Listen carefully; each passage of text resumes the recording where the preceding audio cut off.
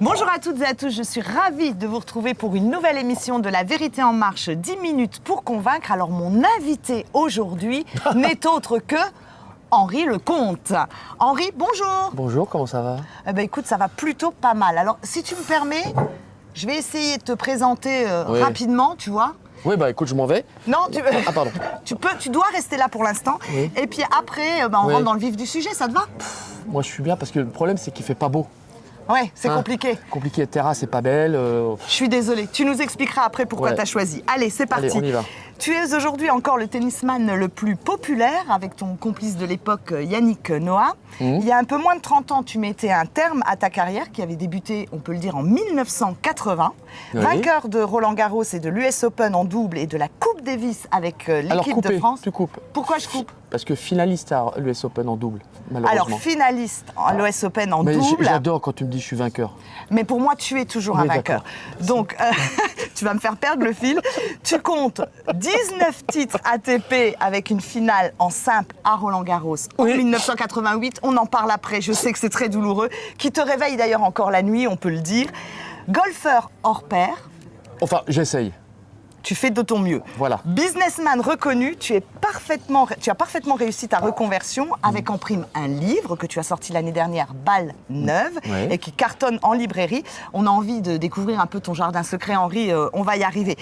À une semaine de Roland Garros, retour en arrière, Oui. et surtout projection vers l'avenir. Tu es prêt? Je suis prêt. 5, 4, 3, 2, 1, top départ. Henri, tu es de passage à Metz. Comme tous mes invités, je demande quel lieu ils veulent avoir pour l'interview. Tu as choisi de venir ici à la Maison LR. Je vais te demander pourquoi cet endroit insolite qui nous projette hors du temps grâce à Philippe Starck.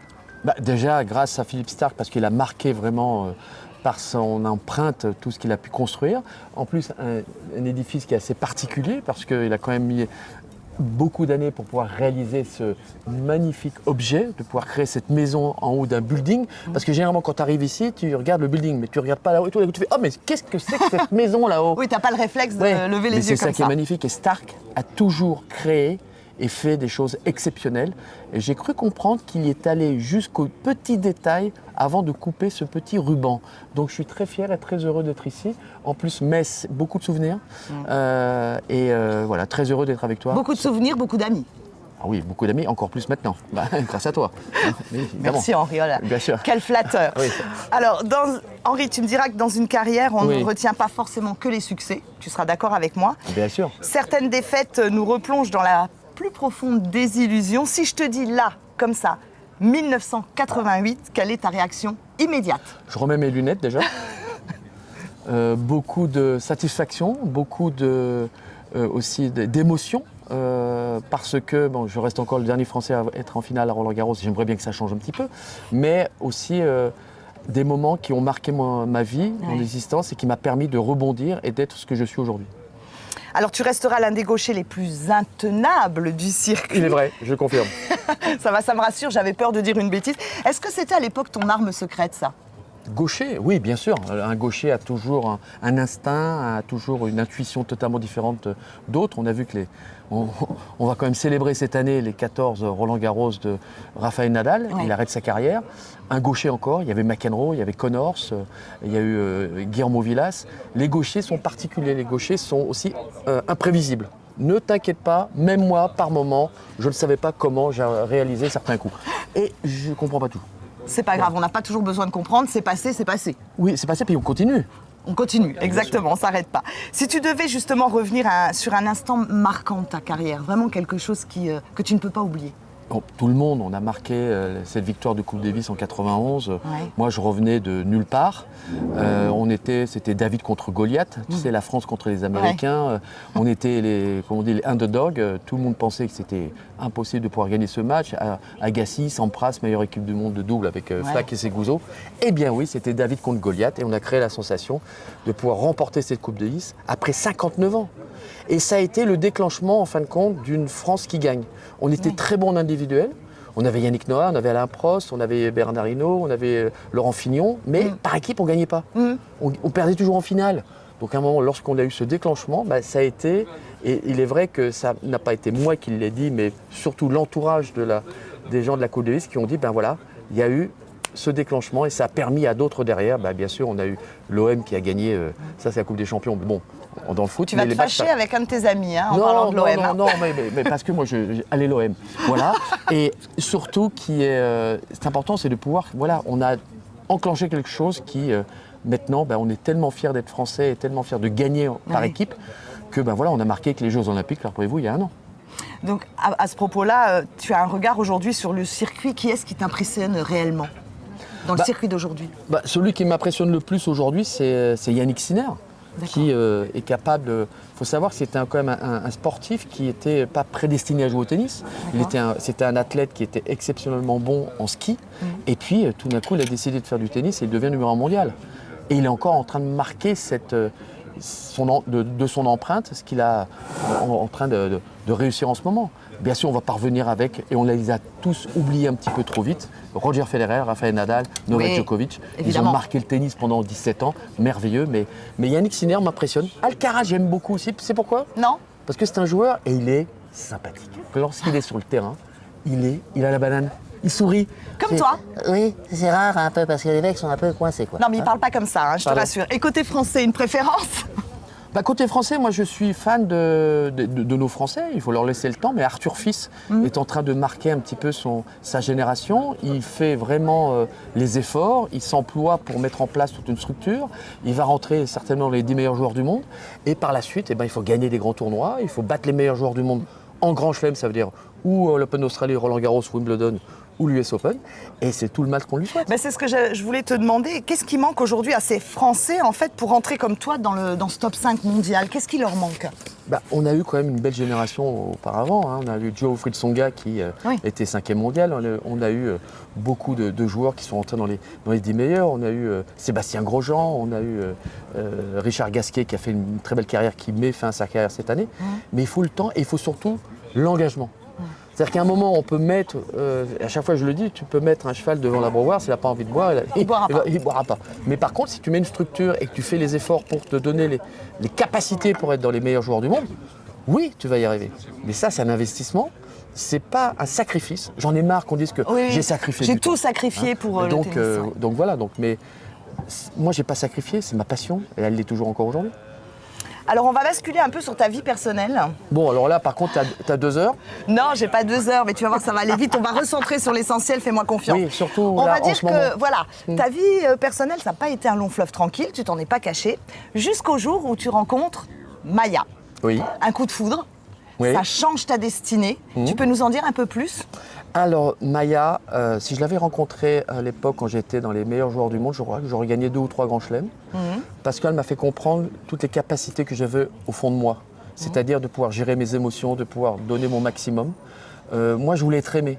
Et c'est ce qu'on a voulu retranscrire avec Maya. On a écrit ce livre, on a mis 2 ans et demi à le faire tous les deux. Pour pouvoir vraiment dire... moi, je voulais tellement être aimé, c'est que j'aidais tout le monde. J'étais un peu le Saint-Bernard avec le tonneau. Je voulais sauver les autres. Non, il faut d'abord te sauver toi. Toi-même. Donc, elle m'a fait comprendre que de réaliser le potentiel que j'avais. Ça veut dire que de se dire, qu'est-ce qui est bon, dans quelle direction je dois aller, et puis accepter ce qui m'est arrivé. Donc, c'est pour ça qu'on a créé ce livre, pour pouvoir dire, oui, des choses sont faites, mais c'est mes propres décisions. C'est pas à cause de quelqu'un ou quelqu'un d'autre, c'est moi qui ai pris ces décisions. On ne reporte pas la faute, elle t'a appris ça, c'est toi-même. Oui, parce qu'on se cache souvent derrière un masque que l'on met, ou une devanture, ou quelque chose. Exactement. Au contraire, Ou un statut. De ne pas assumer. Et c'est ça qui est important. Et elle m'a fait vraiment comprendre comment évoluer avec, en fin de compte, le socle que tu as dès le début. Si le socle est bon...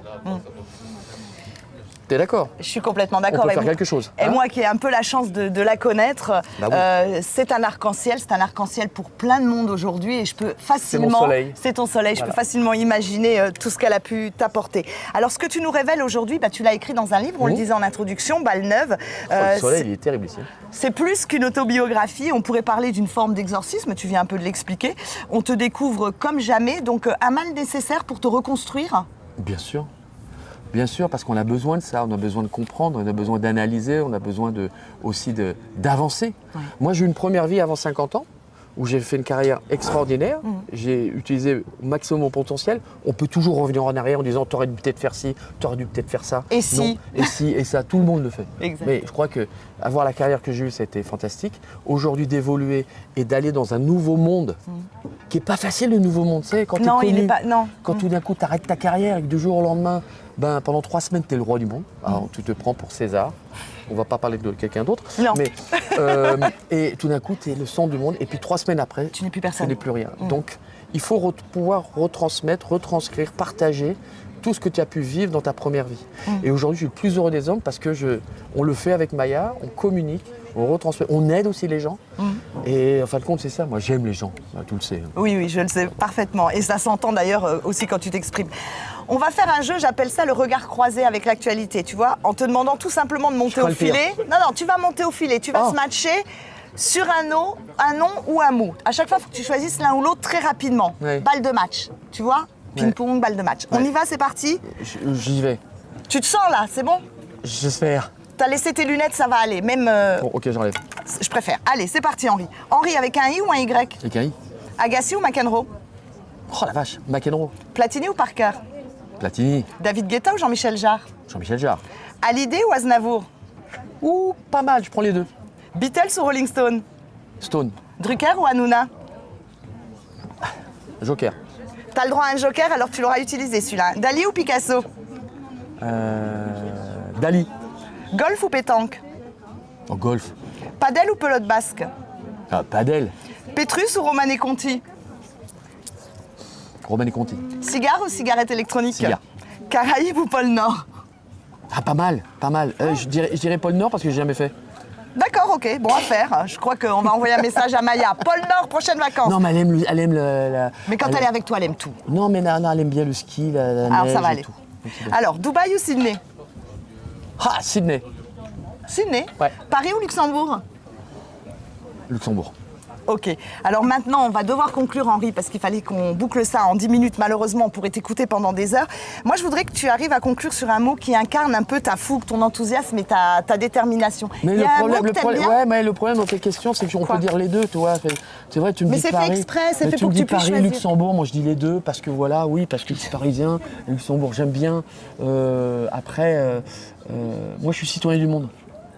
On peut répondre citoyen du monde. T'as le Ouais. droit, tu sais, tu seras pas Citoyen pénalisé. du monde. Citoyen du monde. Ouais, ouais. Et un mot? On reste sur citoyen du monde? Citoyen du monde. Monde. Monde.